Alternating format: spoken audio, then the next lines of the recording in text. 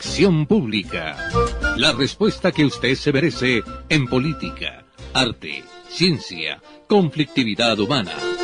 Domingos de 9:30 a 11 de la mañana por Ondas de la Montaña, 1350M en su dial.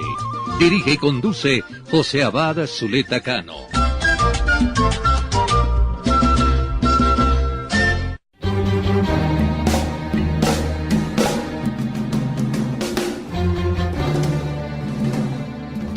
Buenos días, amables oyentes, bienvenidos a una nueva emisión de su programa Acción Pública, el programa que le entrega la respuesta que usted se merece. En todos los usos horarios nos escuchan a esta hora del domingo. Por eso, buenos días, buenas tardes, buenas noches. Muchísimas gracias por los mensajes que nos han enviado, por sus observaciones. Todas las observaciones y los consejos que ustedes nos dan nos ayudan a mejorar nuestro programa domingo a domingo. Es decir, este programa es de los oyentes, este programa se debe básicamente a lo que ustedes nos piden y nos dicen. Eso es muy importante. Por eso Acción Pública es la clase del domingo para todos. Porque en la clase del domingo tratamos todos los temas de modo que pueda servir de ilustración sobre la diferente problemática a nuestros oyentes. Afortunadamente en todas las universidades, todos los estudiantes, todos los profesores están pendientes de la clase del domingo y por eso tenemos un compromiso maravilloso con los oyentes. Por eso invitamos a los mejores para el tratamiento de los diferentes temas. Saludo especialísimo a nuestros amigos allá en Lima, en San Luis, en Buenos Aires, Argentina, en Miami, en Tampa, a Octavio y a toda la gente. Saludo especial a Mike y a su compañero allá en los Estados Unidos. Saludos a todos los que están pendientes de nuestro programa. La gente que en Nueva York va a la rumba a escuchar salsa, pero a pesar de estar el sábado en la rumba escuchando salsa, el domingo madruga a escuchar Acción Pública, la clase del domingo. Saludo especialísimo a todos, igualmente en Miami, en Los Ángeles, en San Francisco, en Chicago. Muchísimas gracias por su sintonía.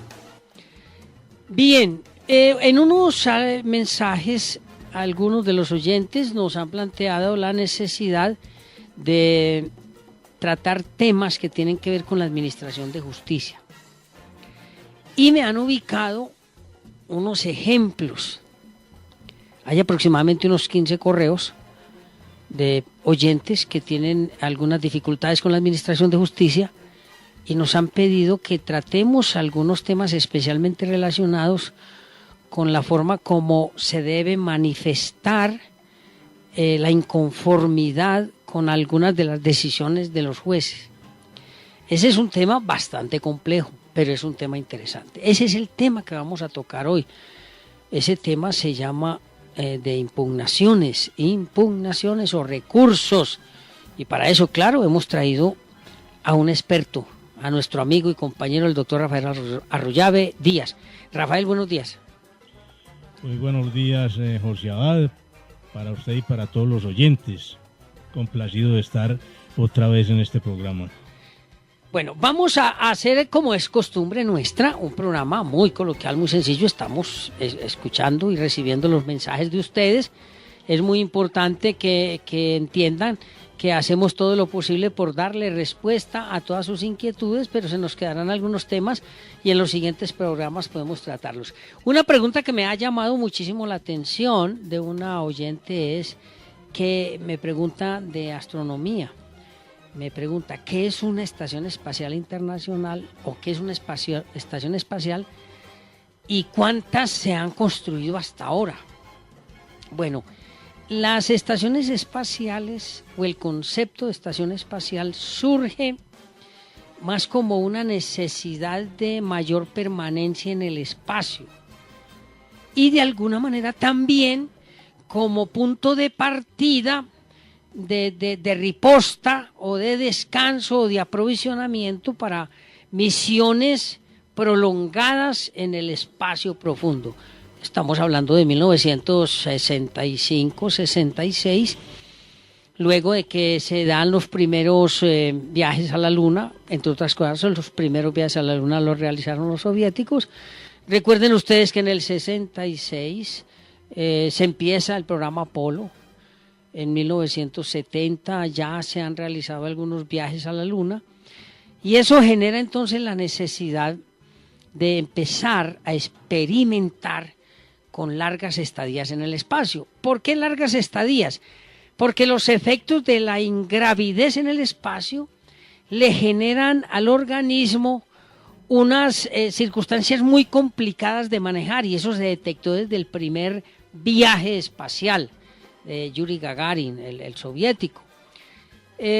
La ingravidez genera un desgaste acelerado de la masa ósea, pérdida de concentración, de orientación. Entonces la idea inicial para el surgimiento del concepto de estación la base espacial de datos tiene que ver básicamente con la posibilidad de hacer el estudio de esos aspectos. Y graciosamente son también los soviéticos los primeros que realizan esa experimentación con las estaciones Soyuz soviéticas. Luego más tarde aparece la Skylab norteamericana. Aunque las más importantes, no solo por la historia, sino por los experimentos que se realizaron, por el tiempo en el que permanecieron en el espacio, por la habitabilidad y los diferentes desarrollos, son la Mir y la Estación Espacial Internacional, la única que hoy se encuentra en operación. Esta estación espacial es tal vez la más importante porque cuenta con la participación de cerca de 19 países, no solo Estados Unidos, sino algunos países europeos, hay latinoamericanos como Brasil. Y esto es una muestra del trabajo cooperativo, del trabajo en equipo. Claro que la estación espacial debe terminar ahora en 2018 su permanencia, pero se va a prolongar porque se están realizando una serie de experimentos supremamente importantes que van a permitir, desde allí de la Estación Espacial Internacional, poder que sirva de base para la riposta, como lo decía anteriormente, y poder hacer unas construcciones en la Luna y luego de la Luna, Marte, pero simultáneamente con eso poder realizar unos experimentos tendientes a habitabilidades cortas en los cometas y en los meteoritos que pueden pasar cerca de la Luna o aquellos meteoritos que son de fácil alcance a pesar pues de las distancias enormes que hay en el espacio. Claro, ya la empresa privada empieza a desarrollar nuevos conceptos de estaciones espaciales privadas, porque lo que hemos tenido hasta ahora son gubernamentales y algunas con la colaboración privada de agencias privadas. Pero la situación en el espacio empieza a caotizarse porque viene la empresa privada y la idea es que la empresa privada va a hacer estaciones espaciales también, no solo como riposta para la exploración del espacio profundo, sino básicamente como mecanismo base para desarrollar la explotación de metales preciosos de los meteoritos. Es una experimentación bien interesante. De hecho, hay grandes compañías ya conformadas con grandes capitales orientados a esa explotación económica. Más adelante tocaremos tema especial de la Estación Espacial Internacional, la habitabilidad, cómo se desarrolla la vida en la estación y todos los temas tendientes a que ustedes conozcan lo que sucede allí. Yo sé que muy pocos seres humanos miramos al espacio, muy pocos. Ha venido creciendo la tendencia y eso es muy importante porque el desarrollo de la tecnología espacial viene en un constante aceleramiento. Y si bien se ha pensado que posiblemente para 2030 se dé el primer aterrizaje en Marte, es posible que eso se adelante, que esa epopeya, digámoslo así, se dé antes, precisamente por la participación de la empresa privada. Y eso es muy importante tenerlo en cuenta. Por eso ahora, más que nunca, hay que mirar al universo. Muy bien. Lo bueno, lo malo y lo feo Son muchas cosas bien interesantes que hay que tocar y que los oyentes esperan cada domingo. El equipo de producción pues hace un rastreo de todos los acontecimientos que hay en Colombia y en el mundo y deciden entonces qué es lo bueno a resaltar. Y este domingo resaltamos la visita que realizó en el transcurso de la semana el presidente Obama a Japón y a Vietnam. Y ustedes, amables oyentes, podrán pensar, bueno, pero ¿y eso qué connotación tiene para nosotros los colombianos? La connotación no es únicamente para nosotros los colombianos, sino para la humanidad. Y recuerden ustedes que la humanidad, liderada por Estados Unidos, estuvo en guerra con Japón y estuvo en guerra con Vietnam. La visita que hace el presidente Obama a Japón es la primera que hace un presidente norteamericano a esa nación después de que en 1945 explotaran las primeras bombas atómicas en Hiroshima y Nagasaki y que pusieron fin a la Segunda Guerra Mundial. Desde ese momento y después de que se reformó la Constitución japonesa con la presencia del comandante MacArthur, ningún presidente había ido a Japón. Y queda una inquietud allí. Obama no pidió perdón a Japón. Claro, sigue latente la herida del ataque de Japón en 1941 a Pearl Harbor, que fue lo que obligó a los Estados Unidos a declarar la guerra y su ingreso a la Segunda Guerra Mundial y que conformó el equipo de los aliados. Y con Vietnam también. Recuerden ustedes que la guerra de Vietnam es una de las espinas dolorosas en la conciencia norteamericana que ha generado, o mejor, ha dado origen a películas, a libros, a una serie de documentales y sigue pendiente y gravitando allí porque ha sido uno de los episodios más dolorosos en la historia bélica de los Estados Unidos. Y se compara con lo que le sucedió a la Unión Soviética con su famosa invasión a Afganistán. Esa presencia del presidente Obama allí la rescatamos como una manifestación directa de lo que es la vocación de paz del presidente Obama. Por eso es lo bueno. Lo malo, para nosotros periodistas, es malo, malísimo, que se obstaculice la libre expresión. El secuestro de Salud Hernández y los otros periodistas, 3 periodistas de la cadena RCN, no hay seguridad todavía si es por parte del ELN o por quién. Es muy grave para la democracia y para la libertad de expresión. Y no solo es malo porque se ataca la libertad de expresión, sino porque además el Ejército de Liberación Nacional, que se supone es el grupo que tiene secuestrado a estos periodistas, se encuentra en unas negociaciones de paz con el presidente. Es muy malo y confiamos en que no solo se les dé libertad, sino que a los comunicadores se nos deje tranquilos porque somos baluarte, paradigma de lo que debe ser una sociedad democrática. Y lo feo, las compañías telefónicas tienen una costumbre absolutamente desagradable.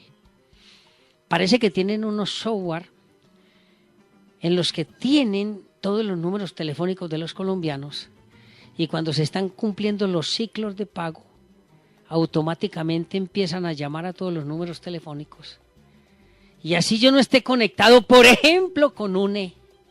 Entonces de UNE me llaman 2 y 3 veces recordándome que se está venciendo mi cuenta de pago sin tener conectividad con UNE. Lo grave de esto, y le estamos dando traslado a la Superintendencia de Servicios, es que cuando del número que ellos llaman uno va a llamar allá, esa llamada no se puede hacer porque ellos tienen bloqueado eso. Lo mismo sucede con los correos electrónicos. Con una situación bien fea, bien desagradable, y es que en UNE, por ejemplo, envían indiscriminadamente a diferentes números telefónicos celulares unos convenios de pago, pero sin el nombre. Entonces las personas, para cumplir con sus obligaciones, hacen esos pagos, pero luego se dan cuenta que no tienen esas obligaciones y empieza el calvario para que devuelvan el dinero. Pero el problema no es el calvario ni las reclamaciones y la cantidad de radicados que hay que hacer, sino la malísima, la pésima atención de todos los empleados de UNE. Parece que se les olvida que gracias a los clientes sobrevive esa empresa. Y no solo esa, sino todas. Porque hoy, lamentablemente, las prestadoras de servicio no entienden que se deben a los clientes. Es como esa desagradable costumbre hoy en boga, dicen algunos muy moderna, de que ya en las entidades no le dicen a uno a la orden, venga con mucho gusto lo atiendo, sino espere un momento, yo le colaboro, como si uno estuviera pidiendo un favor. O llega uno a un almacén y le dicen, ya le colaboro, espere. No hay amabilidad, no hay atención, no hay empatía, no hay cordialidad. Todo es distante, frío, robótico. ¿Será que se están adelantando ya al próximo tiempo de la robótica en que esos aparatos mecánicos nos van a atender? Es posible. Este es un llamado de atención para UNE y estamos escribiendo a la Superintendencia de Servicios. El doctor Rafael está preocupado porque él quiere hablar. Y claro, es que lo invitamos a que hablara. Un saludo especial allá a Yair y a toda su gente que están disfrutando en la finca, en el puente, pasando sabroso, comiendo sancochito bien chévere. Me parece muy bien. Doctor Rafael Arroyave, los oyentes preguntan mucho, pero usted está preparado. Es muy importante que le contemos a los oyentes cuáles son sus estudios. Bueno, José Abad, yo soy abogado de la Universidad Autónoma Latinoamericana. Tengo una especialización en Derecho Penal y Criminología de la Universidad de Medellín y asimismo una especialización en Investigación Criminal y Juzgamiento en el Sistema Penal Acusatorio de la Universidad Católica de Colombia. Actualmente o próximamente iniciaré estudios de maestría en Derecho Procesal Penal y Teoría del Delito en la Universidad Autónoma Latinoamericana. Bueno, Rafael, pero ¿cuál es tu tiempo de experiencia? Yo me gradué a finales de los 80 en la Universidad Autónoma y desde entonces he venido ejerciendo inicialmente pues en varias áreas. Inicialmente recién graduado trabajé en Derecho Civil, en Laboral y en Penal, pero unos años después ya abandoné el ejercicio en las áreas del Derecho Civil y el Derecho Laboral y me dediqué al ejercicio en el Derecho Penal. Muy bien. Es decir, todo el tiempo ha sido litigante. Sí, señor. O sea que usted tiene la suficiente experiencia para ayudarnos en este programa a que los oyentes entiendan todas esas inquietudes que nos han enviado durante la semana. La primera inquietud es la siguiente.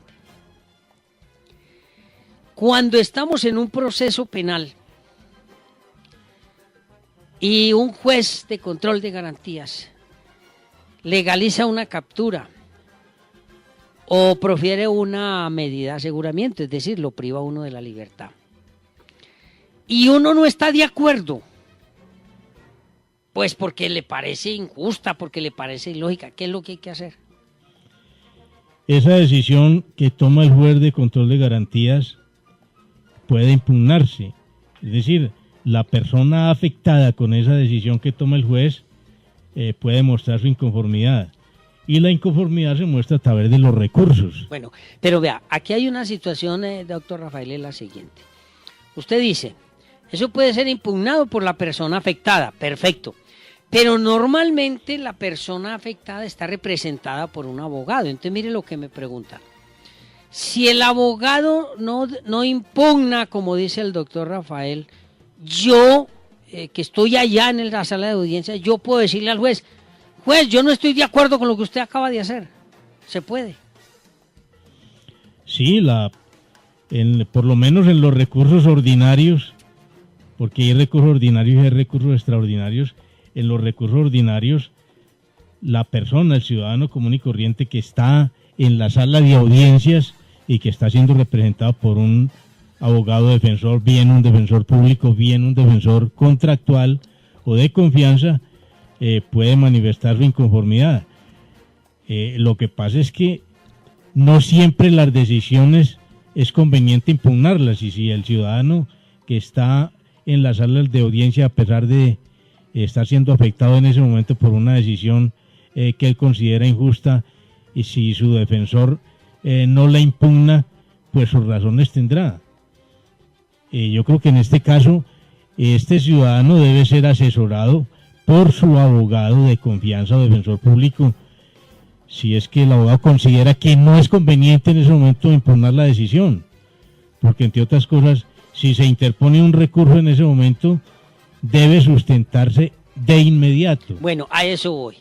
¿Qué es sustentarse un recurso de inmediato? ¿Qué es? Sustentar el recurso es expresar las razones por las cuales se está en desacuerdo con la decisión que toma el funcionario. En este caso estamos hablando del juez.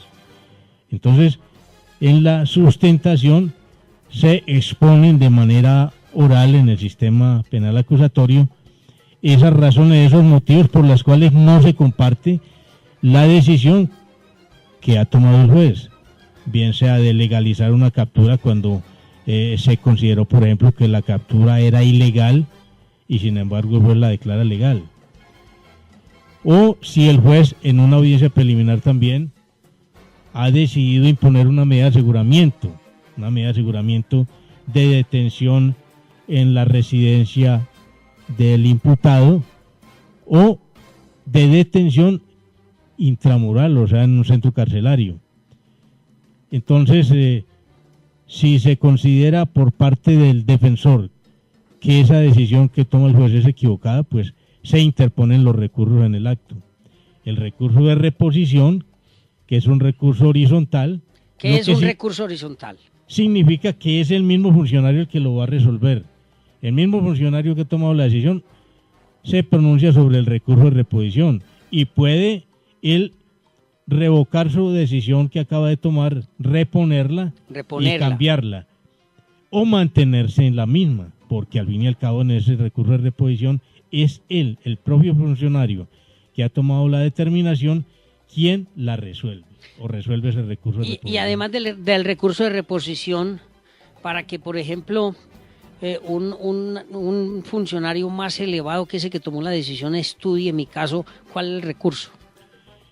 El otro recurso ordinario es el recurso de apelación o de alzada.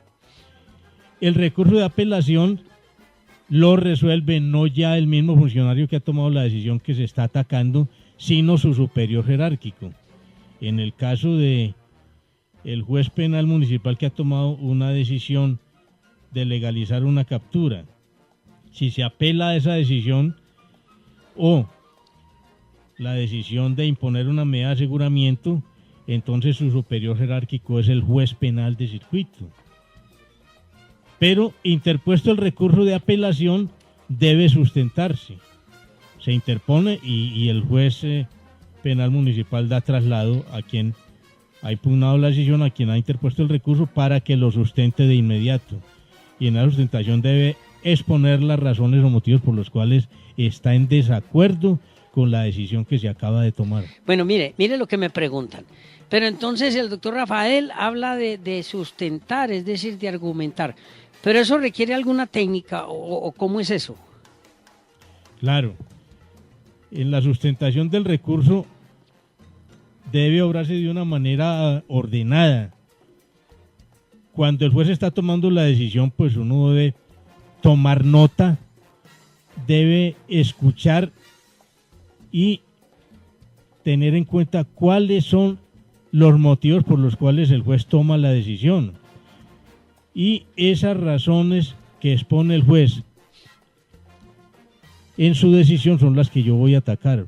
Porque si el recurso, bien sea de reposición, bien sea de apelación, no está bien sustentado, es decir, si yo no ataco los argumentos que expuso el juez, bien para la reposición, si es que pretendo que el juez reponga al mismo juez, o que el juez de segunda instancia, al escuchar mi argumentación, vaya a decidir si modifica o revoca la decisión del inferior jerárquico, tiene que estar bien fundamentada, es decir, bien argumentada la posición de quien va a exponer su inconformidad frente a la decisión que acaba de tomar el juez. Pero con lo que usted nos dice, profesor Rafael, entonces tenemos un problema. No cualquier persona puede hacer eso. Bueno, hay personas que, así no sean abogados, pues tienen unos conocimientos, pues no digamos que los que pueda tener un profesional del derecho, pero sí pueden tener unos conocimientos suficientes como para exponer en una argumentación unas razones que lleven al juez, bien en un recurso de reposición, a variar la decisión que ha tomado, o a su superior jerárquico a escuchar esas razones o motivos y a revocar la decisión del inferior jerárquico. Mire, a la gente le preocupa mucho es que quién les define si todo se debe impugnar o no. Se habló ahora algo de que hay veces que no conviene apelar. Esa decisión de se apela o no se apela, ¿quién toma esa decisión y en qué momento? No, la decisión la toma el defensor técnico, que es quien conoce la ley, quien conoce la Constitución, quien conoce las normas. Y cuando haya incompatibilidades entre la defensa técnica y la defensa material es la que ejerce el propio ciudadano que está siendo en un momento dado investigado, juzgado. Entonces prima la defensa técnica porque se presume que el abogado defensor es quien tiene los conocimientos jurídicos y es quien decide en un momento dado si conviene o no tomar una decisión de impugnar una decisión o dejar la decisión tal cual quedó. Bueno, pero entonces, a ver, todo lo que decide un juez es susceptible de impugnarlo, de atacarlo, como dice usted, todo lo que decida un juez. Pues generalmente sí, las decisiones del juez mínimo tienen el recurso de reposición, pero muchas decisiones tienen los dos recursos, reposición y apelación. Bueno, eso de los jueces, pero me preguntan, en las decisiones de la Fiscalía, ¿yo cómo las puedo atacar?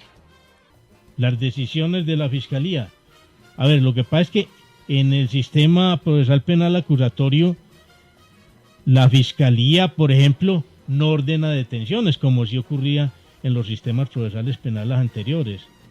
Y aún en normatividad vigente como es la Ley 600 de 2000. Hay muchos procesos todavía por delitos que se cometieron, por lo menos aquí en Antioquia o en Medellín y área metropolitana, hasta el 31 de diciembre de 1985. Aquí el sistema penal acusatorio empezó el 1 de enero del 86. Entonces, esos delitos, su proceso se rige por la Ley 600, que es un sistema escrito. Entonces, en el sistema de la Ley 600, sí es el fiscal quien ordena las capturas, quien dicta medidas de aseguramiento, quien dicta resoluciones de acusación. Entonces, esas decisiones del fiscal en el sistema mixto o sistema inquisitivo, esas decisiones son susceptibles de recursos, bien, entonces reposición y apelación. Bueno, pero entonces es muy importante para los oyentes que entiendan que actualmente con el sistema de acusatorio, la Fiscalía no toma decisiones porque todas las decisiones las tiene que solicitar Fiscalía a un juez de control de garantías o a un juez de conocimiento. A ver, tenemos muchísimas preguntas, vamos poco a poco porque esto está bueno, yo estoy entendiendo un poco de cosas, porque el tema es complejo. Tenemos que ir a unos mensajes comerciales y ya regresamos. Estamos en Acción Pública.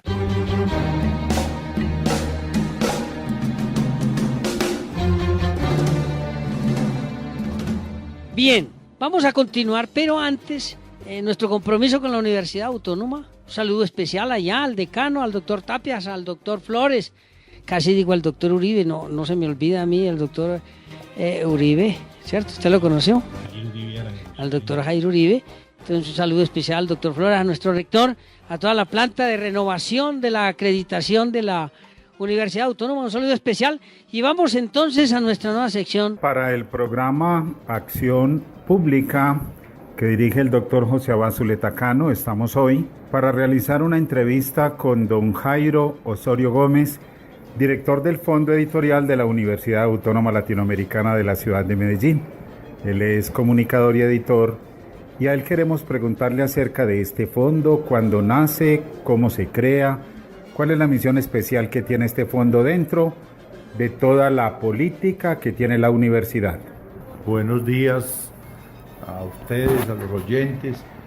La Universidad Autónoma Latinoamericana creó el Fondo Editorial UNAULA en 2010, junio de 2010, por una voluntad de su Consejo Superior, el Consejo Académico y sobre todo la voluntad y el interés que siempre le ha puesto el señor rector de la Universidad, José Rodrigo Flores Ruiz, a esta tarea. La misión, como todos suponen, es la de promover y divulgar inicialmente todos los libros, resultados de las tareas de docencia, de investigación, de extensión que produzca la universidad, y adicionalmente la edición de textos que, aunque no tengan que ver directamente con la producción de la universidad, contribuyen al proceso de formación, de educación integral de la universidad. Durante estos ya casi 6 años de fundación, de creación del Fondo Editorial, ¿qué aspectos podemos resaltar en el cumplimiento de la misión, don Jairo? Bueno, habrían demasiadas cosas que resaltar en estos 5 años largos del fondo.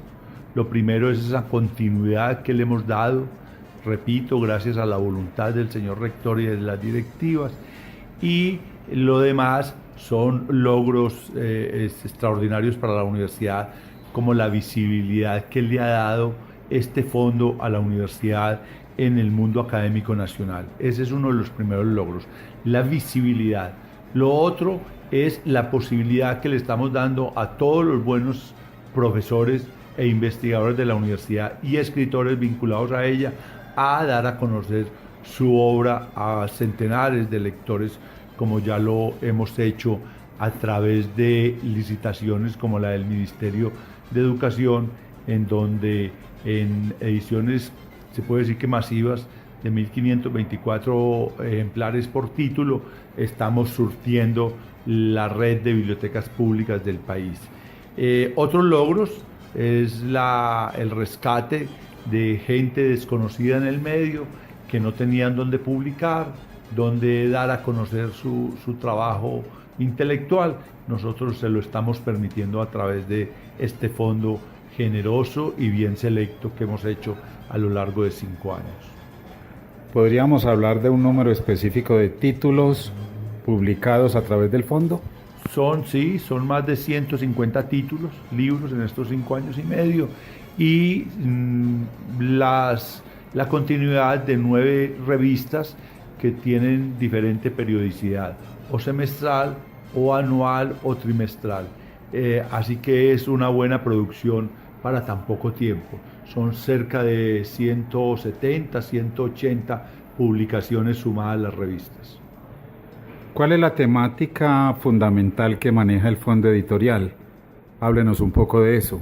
Es variada. Aquí hay cerca de 8, 9, 10 colecciones que recogen todas las materias. Obviamente hay unas importantes que son básicas, como las que le dan salida a los libros de las facultades. Derecho tiene una buena colección que se llama Ius es República, y hay otra colección que llama Textos, que recoge todo el producto de las clases de los profesores. Pero igualmente tenemos colecciones de periodismo, de humanismo, cuadernos de cultura latinoamericana, libros de historia, de periodismo. Hay varias, las tesis se recogen en una serie que se llama Pulso Jurídico, y las conferencias, por ejemplo, circulan en unos libros que se llaman Cuadernos de Cátedra Libre, que son unas pequeñas publicaciones de circulación gratuita entre los estudiantes y los buenos lectores de la ciudad. Tanto el público interno como el público externo interesado en conocer toda la gama tan amplia de temática que maneja el fondo editorial y la forma de acceder a los mismos, ¿cómo es? Bueno, hay distintos canales. Están los canales de distribución, los tradicionales, que es un gran distribuidor en Bogotá, surtiendo a librerías del país, cerca de 60, 70 librerías del país. Hay unos distribuidores a través de la web, como Hipertextos, la librería de la U, y nosotros mismos a través de nuestra oficina o de pequeños puestos de venta en las facultades. Y en la web tenemos un link especial en donde estamos promocionando la aparición de los títulos semanalmente o quincenalmente y las noticias relacionadas con el fondo editorial. Recientemente tuve la oportunidad de estar en la Facultad de Derecho en la presentación de unos títulos novedosos que de la reciente cosecha del fondo editorial. ¿Nos puede hablar de ellos? Bueno, si mal no recuerdo, eso fue hace 15 días, se presentaron 5 o 6 títulos del presente año, ahí incluyendo la celebración, se incluyó la celebración de los 5 años de la revista Vademecum, los 5 años de la sesión de derechos de la familia del doctor Bernal. Esta era una publicación que publicaba él en vida, Alejandro Bernal, y cuando falleció él previamente quiso que la universidad fuera la heredera legal de sus derechos. Le hemos dado, para cumplir su voluntad, continuidad a esa revista. Ya tenemos 52 números, salen 3 números aproximadamente al año. Es un trabajo meritorio de un grupo que estudia ya el derecho de familia, encabezados por el doctor Javier Vázquez, y presentamos en ese momento también el libro de Martín Agudelo, Cine y Conflicto Armado en Colombia. Presentamos un libro de una profesora Osa, María Fernanda Osa, La cárcel en Colombia. Presentamos el libro del doctor Ramón Elejalde, que salió apenas hace 15 días para la Feria del Libro en Bogotá, don Mateo Rey, Crónicas de Barbarie en el Occidente Antioqueño, y de Saúl Uribe se presentó el Anuario de Responsabilidad Civil y del Estado número 2, un gran trabajo que hace el doctor Saúl con la publicación seriada. Y para de contar, no recuerdo qué otro libro presentamos allá, porque eso lo organizó directamente la Facultad de Derecho para hacerle un homenaje a sus profesores autores. En el mes de septiembre estamos celebrando los 50 años del nacimiento de todo el proceso de consolidación de la Universidad Autónoma Latinoamericana, que nos tiene el fondo editorial en particular para recoger la memoria de estos 50 años de la universidad. Bueno, el principal es un trabajo que están haciendo 4 o 5 historiadores de la Universidad Nacional y de la Antioquia, encabezados por Roberto Luis Jaramillo. Todos saben pues la calidad académica de Roberto Luis Jaramillo. Nos están haciendo el libro de historia de la universidad, un libro que queremos que recoja la historia lo más imparcial, lo más neutral de la universidad. Por eso se contrataron historiadores externos a la vida de la Universidad Autónoma Latinoamericana. Ese va a ser el gran lanzamiento el día 17 de septiembre de ese libro, porque es darle un fundamento histórico a esta universidad a través de una publicación ya impresa. Tenemos algunas otras sorpresas para ese mes en la colección Fundadores. Queremos rescatar algunos libros de fundadores, escritores que hemos tenido nosotros, el caso de Antonio Restrepo, el caso de Álvaro Tirado, que salimos con 2 tomos de artículos y reportajes de Álvaro Tirado con personalidades no solo nacionales sino extranjeras. Tenemos la reedición, una edición especial de Los Elegidos de Alfonso López Michelsen, con un prólogo del profesor de la Universidad Nacional, Juan Guillermo Gómez, y estamos trabajando de pronto unos libros de otros personajes como Jaime Jaramillo, pero no tenemos definido en este momento títulos para anunciarle, pero sí tenga la seguridad de que vamos a salir con una buena tanda de novedades de fundadores y escritores de la universidad. Estoy absolutamente seguro que nuestro público que nos está amplificando, que nos está escuchando en este momento, está inquieto por saber directamente cómo se contactan con el fondo editorial para acceder a estas joyas que justamente se van a publicar con motivo del cincuentenario, pero también con toda la gama de textos que ha publicado el fondo editorial. ¿Cuáles serían las direcciones electrónicas, los teléfonos? Bueno, ya les dije, a través de la web de la universidad, www.unaula.edu.co, y a través de esa página entra un link en la parte inferior izquierda que es la de las publicaciones del fondo editorial. Puede llamar a los teléfonos en Medellín 511-2199 y a las extensiones 181, 182, o venir directamente al bloque principal de la universidad, aquí en Tenerife con Ayacucho, en el primer piso, oficina 108, o a través de las librerías de la ciudad o de los editores, de los distribuidores mayoristas en Bogotá, Lemoine Editores e Hipertextos. En Medellín también nos distribuye un poco la Biblioteca Jurídica de Iqué. Para el programa Acción Pública, fue la entrevista con don Jairo Osorio, director del Fondo Editorial de la Universidad Autónoma Latinoamericana. Les habló Luis Carlos Madrid Gil. Tengan ustedes excelente día. Muy bien. Doctor Rafael Arroyave, abogado de la Universidad Autónoma Latinoamericana. Muchos años de experiencia, mucho estudio.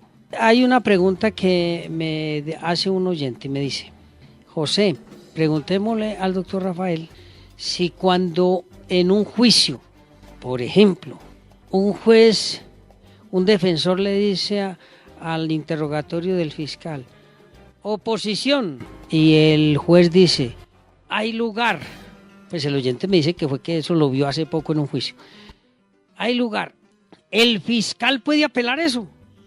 No, esas decisiones del juez cuando se está en el juicio oral frente a las oposiciones no es susceptible de recursos.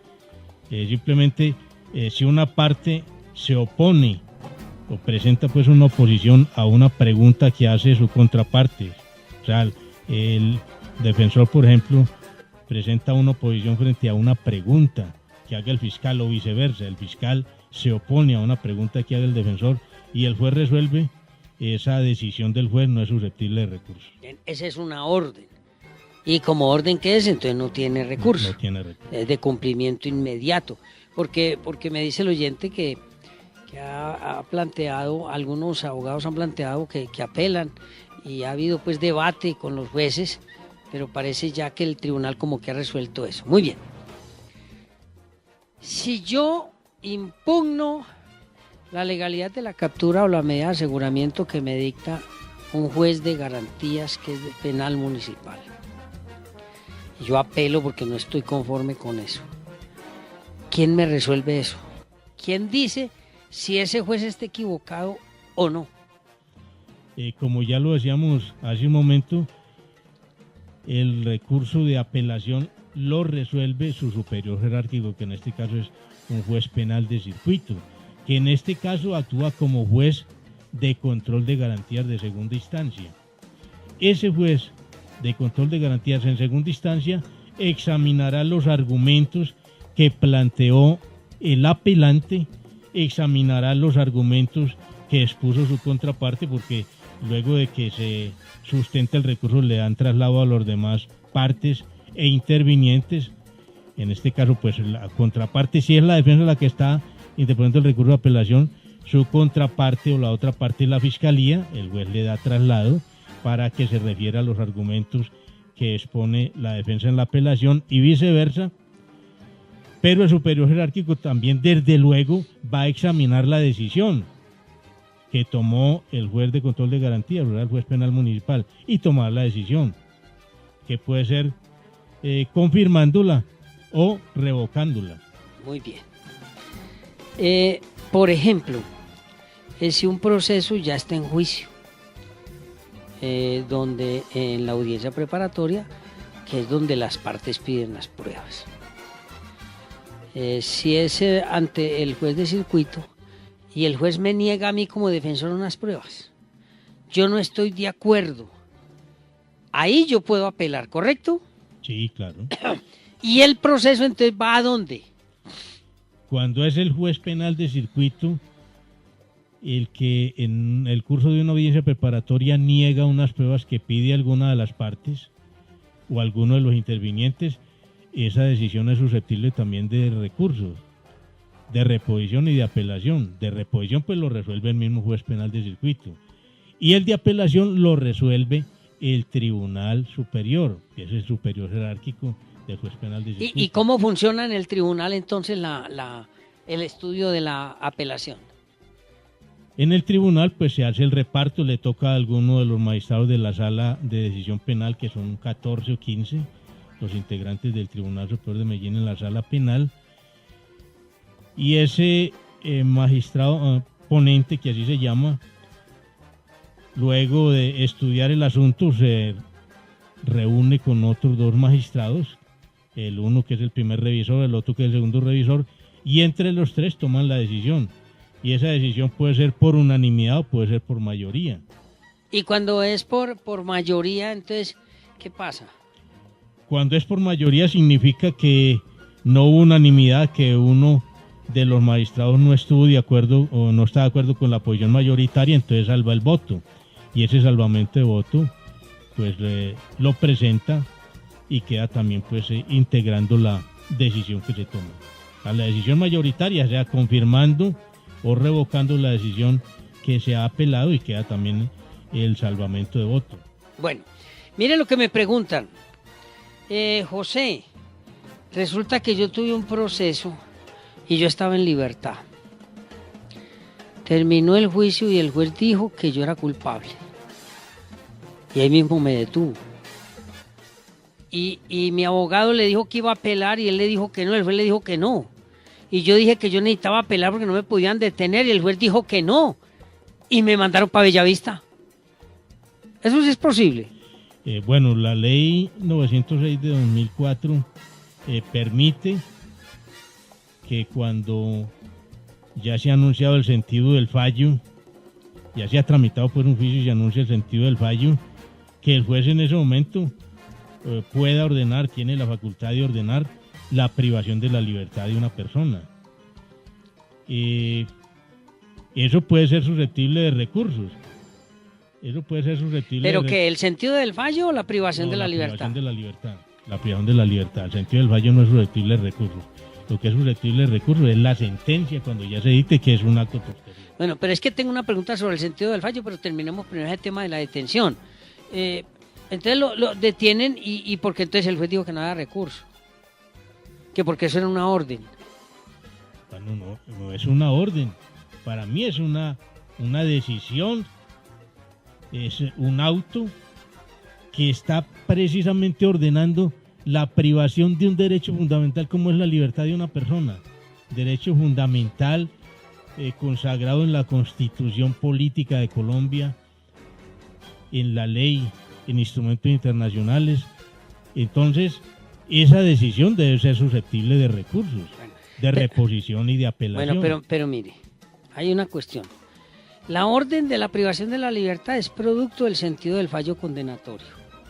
El sentido del fallo condenatorio no tiene recurso, ¿cierto? Y entonces la consecuencia del sentido del fallo condenatorio, que es la privación de la libertad, esa sí tiene recurso. Entonces, ¿cómo sería eso? Me pregunta el oyente.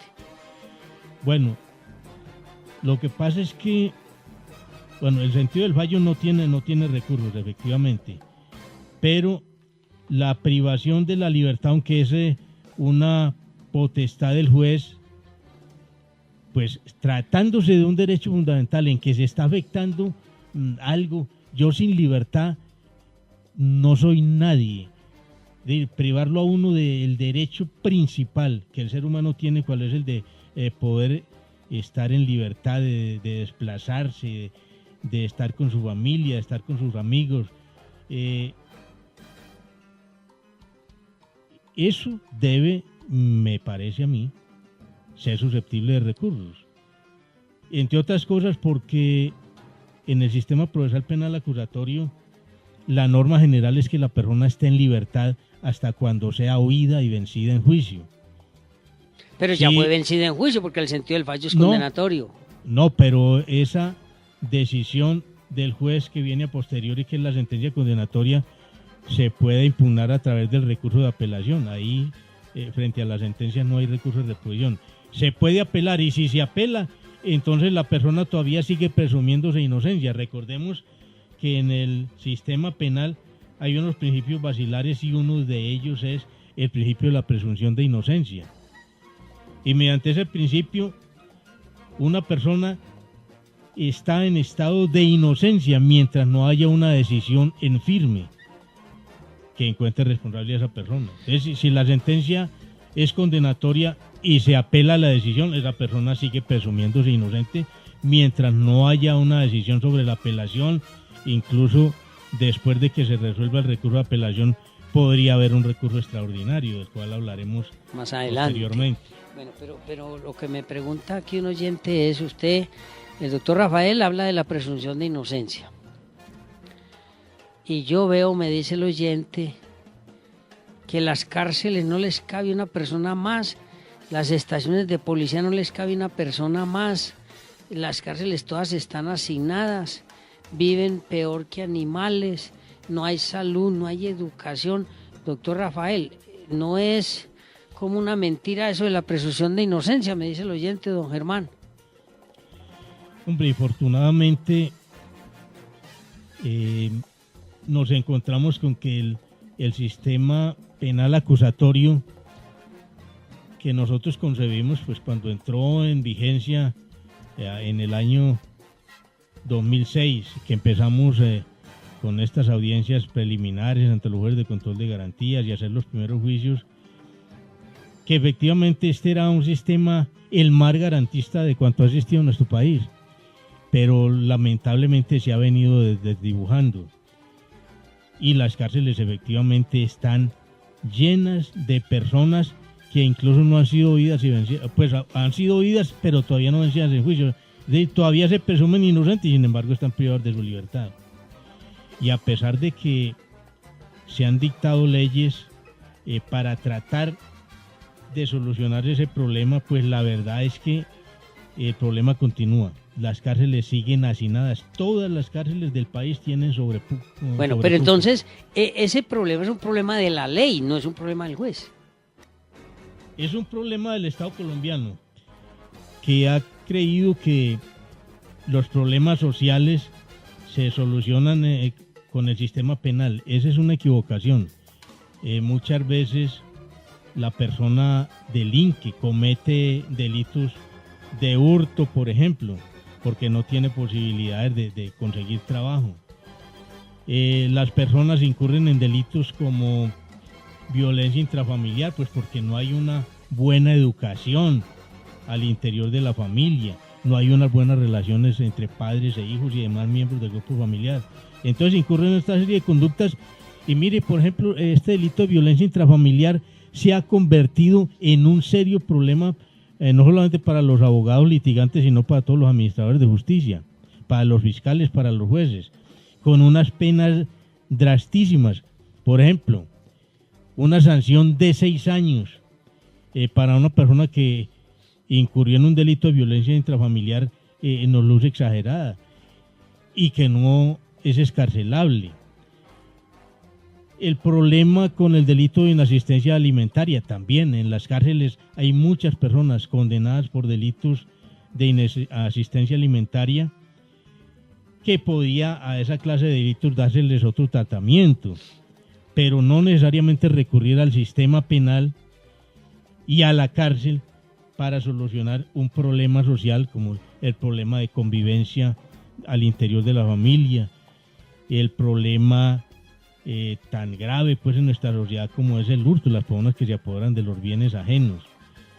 Entonces, infortunadamente, recurriendo al sistema penal y creyendo que la cárcel y el sistema punitivo es la solución para los problemas sociales y económicos de nuestro país. Eso ha contribuido al hacinamiento carcelario. Bueno, vea, me mandan muchos mensajes, pero me están preguntando sobre la posible libertad de 10.000 internos ahora, en julio, el 6 de julio.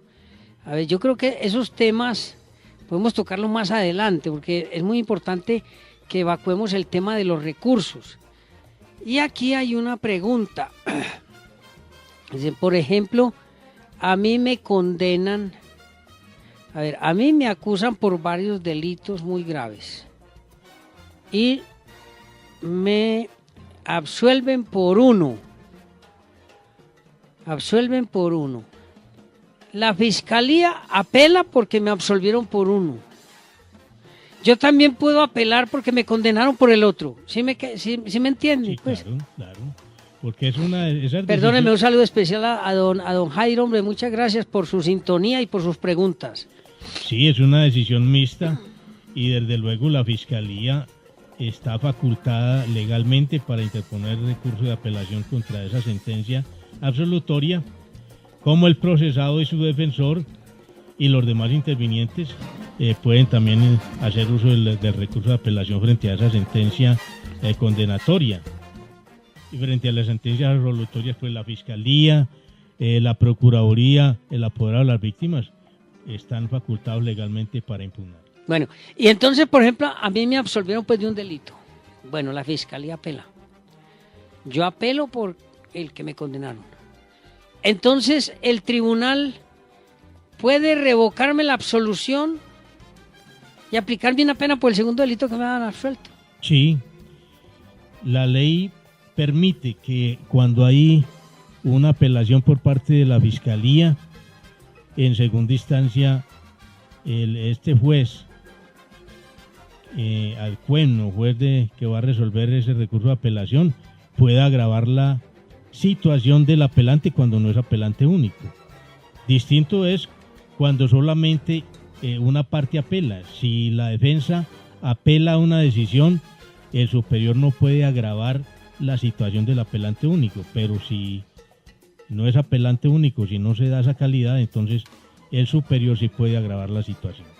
Bueno, entonces el tribunal me absuelve, me preguntan aquí, el tribunal me absuelve, no, confirma la absolución.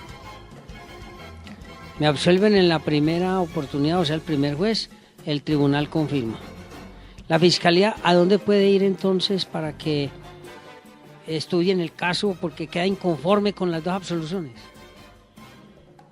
Frente a las decisiones de segunda instancia, pero concretamente de las sentencias condenatorias o absolutorias que toma el tribunal, frente a ellas procede un recurso extraordinario que llama el recurso de casación. De casación. ¿Y por qué se llama así? Bueno, es un recurso extraordinario que nació hace muchos años, siglos incluso.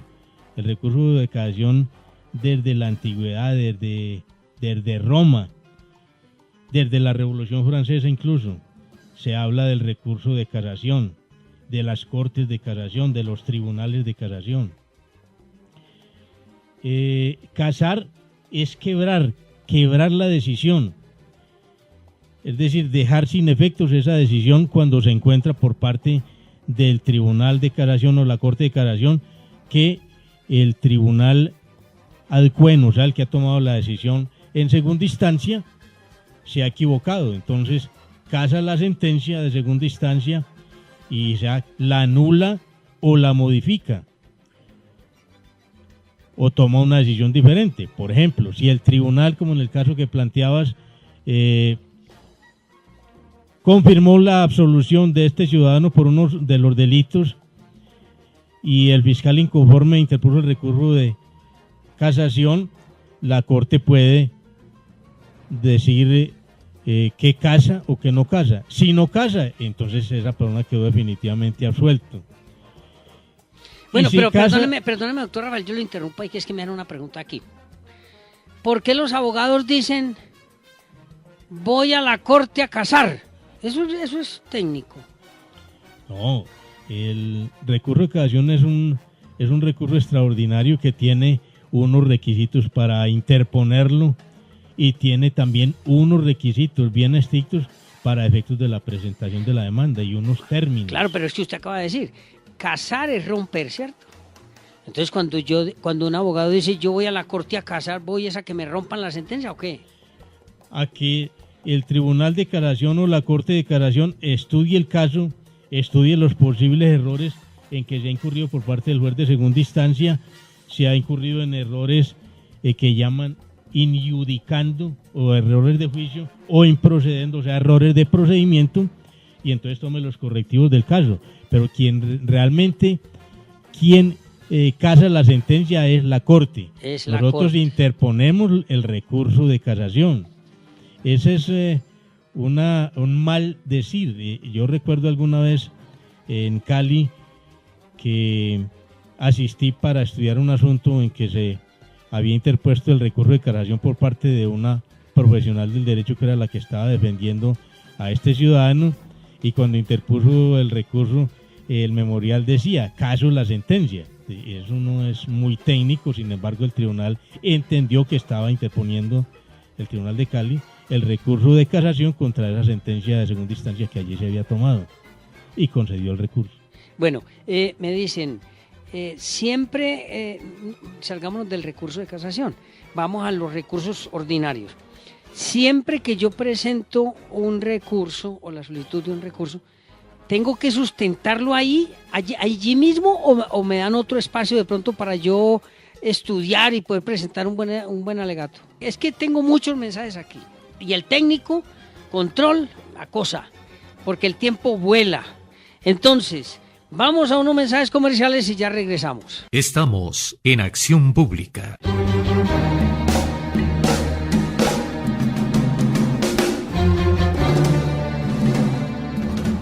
Muy bien. Acción Pública, el programa que le entrega la respuesta que usted se merece, los domingos de 9:30 a 11 de la mañana. Nos escuchan en todos los usos horarios. Es muy importante entender que Acción Pública es la clase del domingo. Hoy con el doctor Rafael Arroyave, abogado penalista, resolviendo inquietudes de los oyentes en torno a la forma como se deben atacar o impugnar las decisiones de los jueces.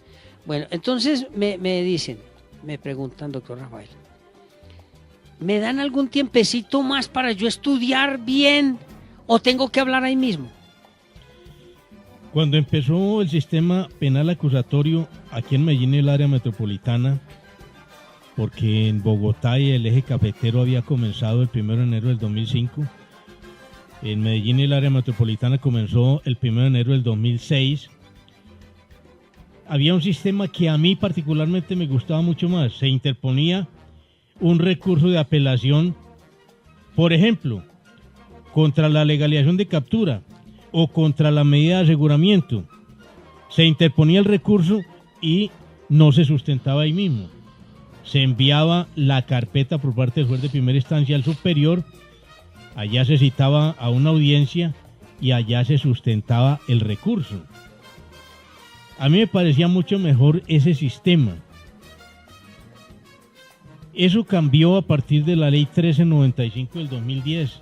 A mí me parece que fue un retroceso esa ley 1395 del 2010, firmada por el presidente Uribe Vélez y por su entonces ministro del Interior Fabio Valencia Cosio.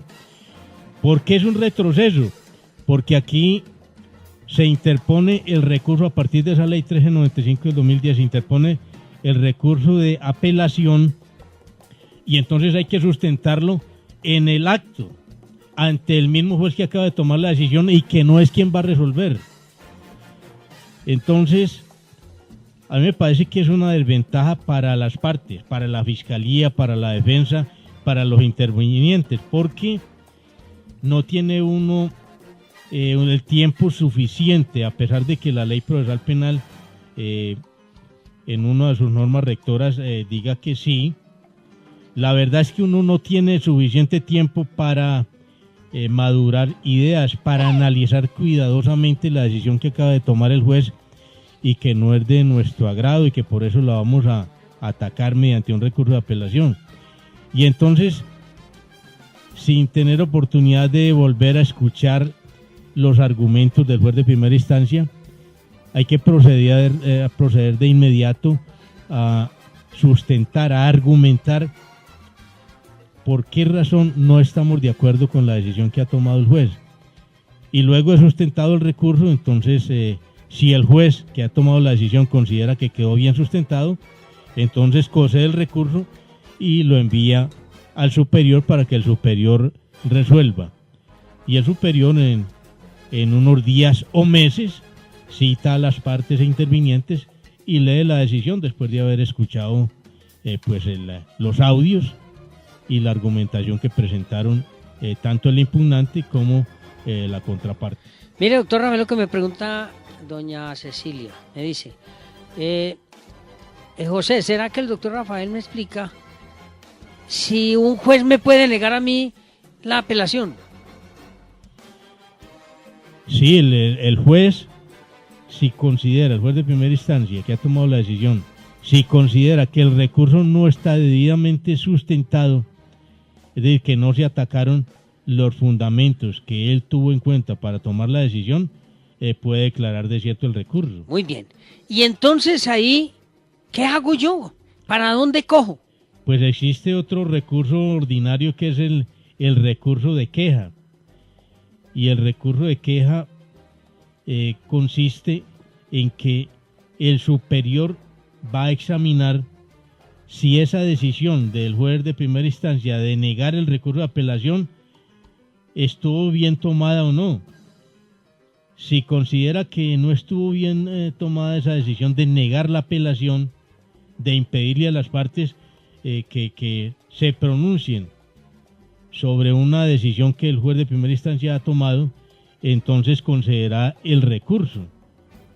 Pero si se niega, pues definitivamente la decisión quedará en firme. Bueno, vea lo que me pregunta don Gilberto. Me dice, José, si a mí me niegan todos los recursos, yo puedo utilizar la tutela para que alguien estudie mi caso.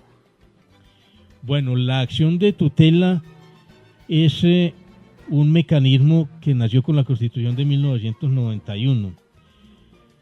Y en un caso dado como el que pregunta este ciudadano, es posible, cuando uno ha agotado ya todos los mecanismos de reposición, de apelación, de queja y le han sido negadas todas esas posibilidades, de recurrir a la acción de tutela para que un juez constitucional, diferente a aquellos que han tomado las decisiones anteriores en que se me ha negado todos mis derechos, proceda a examinar si se ha negado un derecho, se ha violado un derecho fundamental a esta persona y entonces tome una decisión mediante una sentencia de tutela de amparar o no el derecho fundamental que yo invoco como violado en esa acción constitucional de tutela. Bueno, a mí me pregunta la gente, porque la gente está muy inquieta con este tema. Si yo quiero ir a la Corte Suprema de Justicia, como dijo el doctor Rafael, a que me casen la sentencia, es decir, a que quiebren la sentencia, yo tengo algún requisito especial, cualquiera puede ir allá a la Corte Suprema. No, el recurso de casación también ha variado a partir del 2006 a la fecha. Primero, cuando estuvo en vigencia la ley sin modificaciones en cuanto al recurso extraordinario de casación, concedía un término de 60 días para que la persona presentara la demanda de casación. 60 días que eran comunes, 60 días a partir de la notificación de la sentencia de segunda instancia, o sea, la sentencia del tribunal. Ya eso varió, creo que con la misma ley 1395 del 2010, de la que hablamos hace un momento, y entonces ya el recurso hay que interponerlo dentro de los 5 días siguientes a la notificación del fallo del tribunal. Si no se interpone el recurso dentro de los 5 días siguientes, que la interposición del recurso es simple, es llevar un escrito de 2-3 renglones dirigido al tribunal, obviamente, diciendo interpongo el recurso de casación contra la sentencia de tal fecha. Con eso es suficiente. Vea, en ese tema, discúlpeme que le interrumpa, doctor Rafael, pero hay que aprovechar aquí la efervescencia de los oyentes. Me dicen, bueno, en ese caso, doctor Rafael, me preguntan, a mí me leen la sentencia de segunda instancia allí en el tribunal. Y entonces me dicen, esta sentencia tiene recurso de casación que se puede interponer dentro de los 5 días siguientes a esta notificación. Pero, doctor Rafael, ¿yo puedo ahí mismo en el micrófono decir interpongo la casación? Sí, puede manifestarlo, interpongo el recurso de casación y esperar que le den el traslado de los 30 días que son comunes. ¿Qué significa que son comunes? Para todas las partes. Y o sea, para el defensor, para el representante de la víctima, para la fiscalía. Para el que interpone el recurso. Para el que interpone el recurso. Los que interponen el recurso, los que lo interponen. Sí. Porque puede suceder que sean varios procesados. Sí. O que sea un solo procesado, pero interponga el recurso tanto el fiscal como el defensor, como el Ministerio Público. Correcto. Como el apoderado de las víctimas. Entonces, si todos interponen recurso de casación, los 30 días corren simultáneamente para todos. Anteriormente no era así. Antes de la ley 1395 del 2010, el recurso se interponía por un número plural de personas y a cada uno se le corría el término de 30 días de manera individual. O sea que si eran 12 procesados, por ejemplo, ¿y cuántos procesos hay de 12, de 15, de 20 procesados? Si todos interponían el recurso en el sistema anterior, entonces a cada uno había que correrle 60 días. De 30 días hábiles. Entonces podía transcurrir un año. 2 años, 1 año, 2 años, 3 años. Para que presentaran los escritos. Independientemente de si presentaban o no la demanda de casación. Entonces muchas veces se quedaba el expediente en el tribunal 2 o 3 años cuando eran muchos procesados. Pero ya eso ha cambiado y ya son 30 días comunes. Dentro de esos 30 días debe presentarse la demanda de casación de una manera muy técnica. A ver, pero ¿por qué el recurso de apelación normal no requiere tanta técnica y por qué ese de la casación usted nos dice que es muy técnico? Bueno, porque las decisiones de los jueces gozan de una presunción de acierto y una presunción de legalidad. Si ya un proceso ha estado en primera instancia, lo ha conocido en primera instancia, pues ya ha tomado una decisión mediante una sentencia, y ha estado en segunda instancia ante un tribunal, y allí en el tribunal las decisiones se toman por 3 magistrados que se presume que son personas capacitadas, conocedoras de la ley, de la Constitución, y en este caso que estamos hablando de la ley penal. Y también puede ser por mayoría o por unanimidad. En el tribunal se toman las decisiones por mayoría o por unanimidad. ¿Y en la Corte? En la Corte las decisiones se toman por mayoría o por unanimidad. Perfecto. ¿Y la Sala de Casación Penal está compuesta por 9 magistrados. Correcto. Entonces se toman allí las decisiones por mayoría o por unanimidad. Muy bien, entonces, digámoslo pues en términos bien sencillos, no cualquiera puede presentar una demanda de casación. No, la sustentación del recurso de casación debe ser mediante abogado. El recurso de apelación pues y de reposición sí lo puede sustentar cualquier ciudadano, pero la casación no. La casación tiene que eso es muy importante que lo tengamos en cuenta, amables oyentes, porque para no perder tiempo y no hacerse falsas ilusiones, entender que para ir a la corte es muy importante tener un abogado, y me imagino que los abogados para ese tipo de recursos pues cobran bastante, pero también está la Defensoría del Pueblo, ¿no?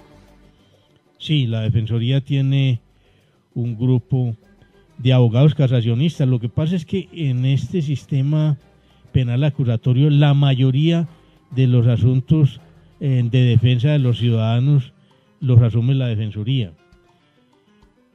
y generalmente quien es vencido en el tribunal, quien es condenado pues en una segunda instancia, quiere ir a la corte. Entonces muchas veces los abogados defensores que tiene la defensoría para las casaciones y para la acción de revisión no dan abasto. A ver, usted me está hablando de la acción de revisión, ¿eso es qué?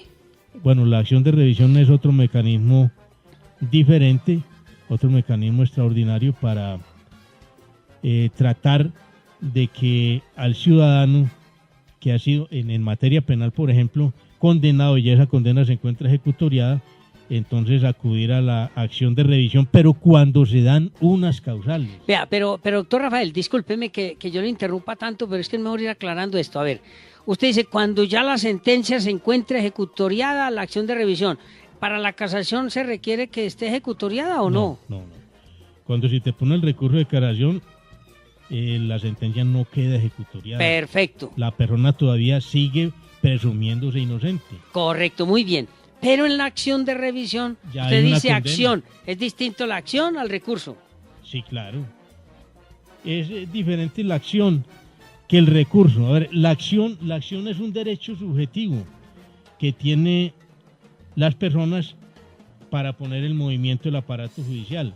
En este caso concreto que hablamos de la acción de revisión, entonces nos encontramos ya con que hay una sentencia en firme, una sentencia ejecutoriada que ha hecho tránsito a cosa juzgada. Entonces solamente cuando se dé alguna de las causales específicas que trae el Código Procesal Penal para invocar la acción de revisión puede hacerse, de lo contrario no. Bueno, pero entonces... Porque la gente del común alegremente dice, no, pues ya, a mí ya me condenó el juez y el tribunal y la corte, yo voy a solicitar una revisión. No, el asunto no es tan sencillo, tiene que darse alguna de las causales, y si no, ni para qué se intenta una acción de revisión, es una perdedera de tiempo. Perdedera de tiempo, pero mire que la situación no es tan sencilla. A ver, vea, doctor Rafael, la verdad es que aquí hay muchas preguntas. Yo no sé si el equipo de producción y usted tienen tiempo de venir el próximo domingo, no sé, porque todavía nos quedan muchos temas, sobre todo en la casación y la revisión, quedan muchos temas. Entonces, vamos a estar pendientes a ver si el próximo domingo podemos, y usted puede venir, usted quiere venir, ¿se amañó en este programa o no? Sí, haremos todo lo posible por estar presentes y hablar un poco del recurso de casación y de la acción de revisión.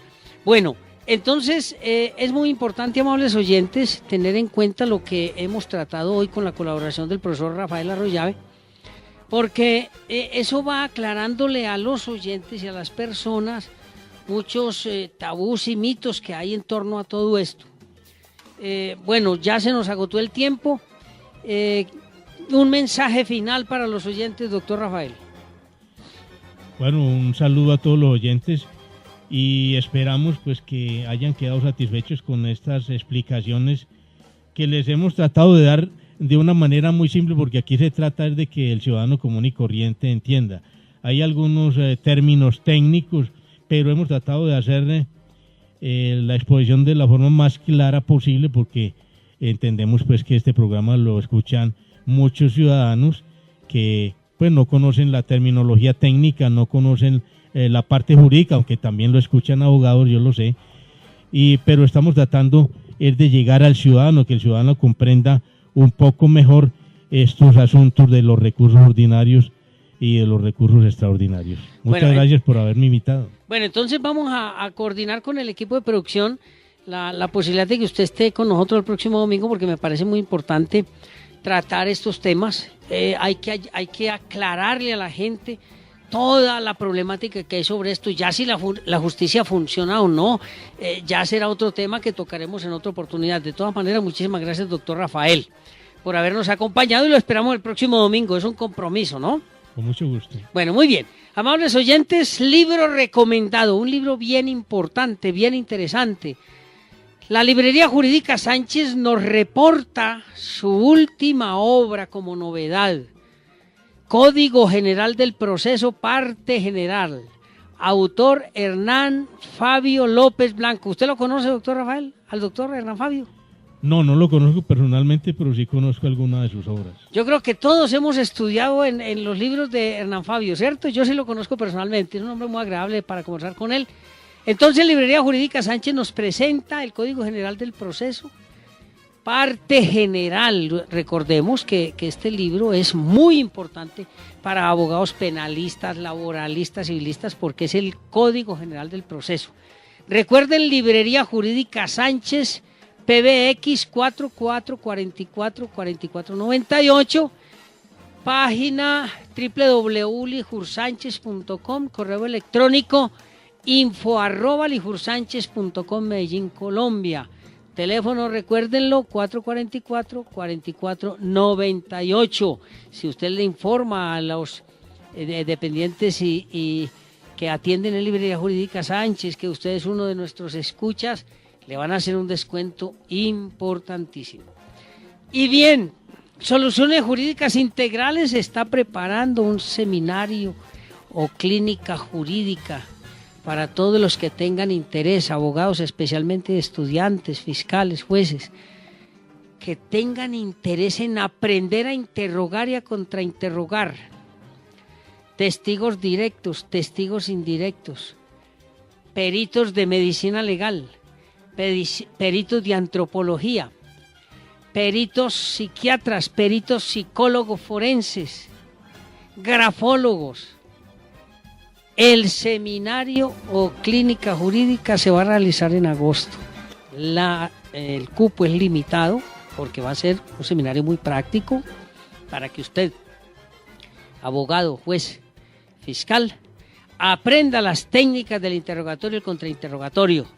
Es un seminario muy personalizado. Más adelante estaremos entregándoles a ustedes la información para las inscripciones porque el cupo es limitado a 25 personas, de modo que estaremos entregando la información. Bien, amables oyentes, se nos agotó el tiempo. Un abrazo a todos nuestros oyentes en el mundo entero. Y recuerden, Acción Pública los domingos de 9:30 a 11 de la mañana. 1350 AM, Ondas de la Montaña, la tradicional de Antioquia. Recuerden, amables oyentes, la única obligación que tenemos todos los seres humanos es pasar sabroso. Hasta el próximo domingo. Acción Pública.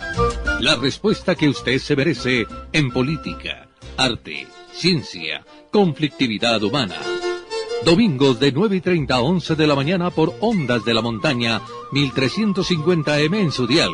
Dirige y conduce José Abad Zuleta Cano.